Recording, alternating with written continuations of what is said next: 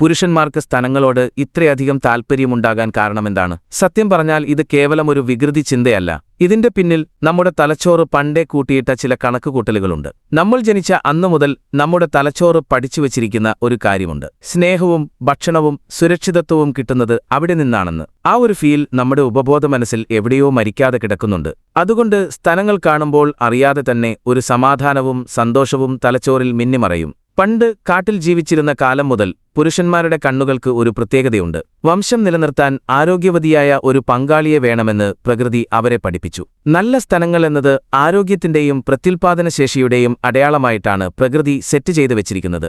പിന്നെ ഇന്നത്തെ കാലത്ത് ചുറ്റുമുള്ള സിനിമകളും പരസ്യങ്ങളും ഇത് വലിയൊരു കാര്യമാണെന്ന് നമ്മളെ വിശ്വസിപ്പിച്ചുകൊണ്ടിരിക്കുന്നു. അതുകൊണ്ട് കണ്ണുകൾ അറിയാതെ അങ്ങോട്ടു പോകുന്നത് ഒരു സ്വാഭാവിക പ്രതികരണം മാത്രമാണ്. അതുകൊണ്ട് ഇതിനെ മ്ലേച്ഛം എന്ന് വിളിക്കുന്നതിനേക്കാൾ മനുഷ്യന്റെ ഒരു ബയോളജിക്കൽ സെറ്റപ്പ് എന്ന് പറയുന്നതാകും കൂടുതൽ ശരി. ഒന്ന് ഷെയർ ചെയ്തേക്ക്. ഇതുകൂട്ടു കൂടുതൽ അറിവുകൾക്കായി ഫോളോ ചെയ്യാൻ മറക്കല്ലേ.